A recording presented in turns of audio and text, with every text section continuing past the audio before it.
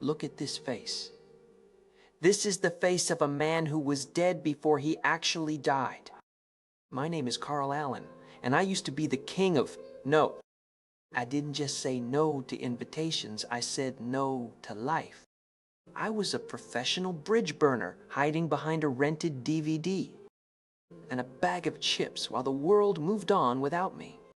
I was stuck in a loop. My wife left me. My job at the bank was a soul-crushing treadmill of denying people loans. And my best friend Peter was starting to give up on me. When you say no long enough, people stop asking. You think you're safe in your apartment. Yeah, but you're actually just in a very small, very lonely prison. I was waiting for something to happen, not realizing that something only happens when you open the door. Then I ran into Nick. He looked like he'd been struck by lightning, in a good way. He told me about the program. He had climbed Kilimanjaro. I walked into that seminar feeling like a skeptic. And then I met Terrence. He didn't just speak, he boomed. He called me out. "Dead man!"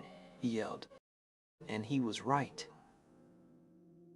I was a dead man. He forced me into a covenant, a sacred vow. If an opportunity comes your way, you say yes. No exceptions, no excuses, or the universe will punish you. I walked out of that building and immediately the universe called my bluff. A homeless man asked for a ride to a park miles away. Every fiber of my old Carl's soul wanted to scream, "No!" But I said yes. Then he wanted my phone, yes. Then he wanted every dollar in my wallet, yes. I ended up out of gas, out of money. And walking through the dark, I thought the covenant was a scam. I thought I was a victim. But then, the scooter arrived. Her name was Allison. She was everything I was.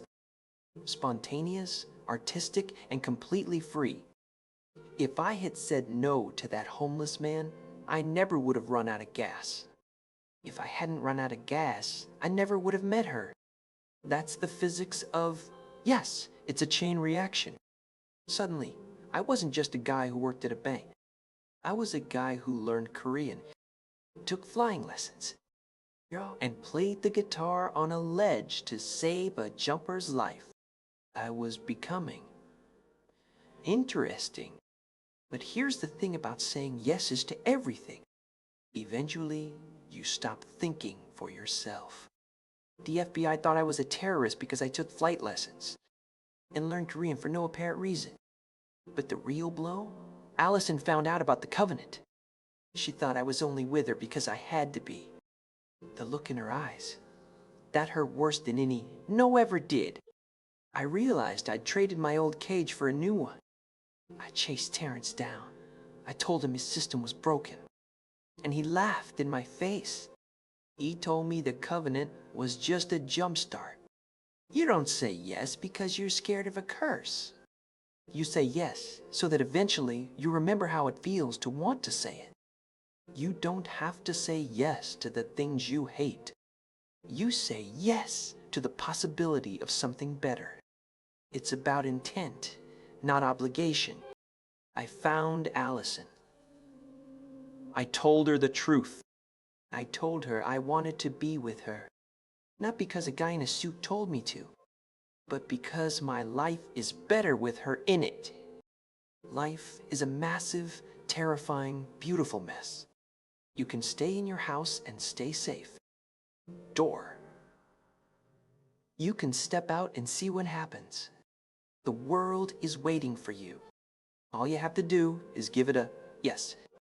See you out there.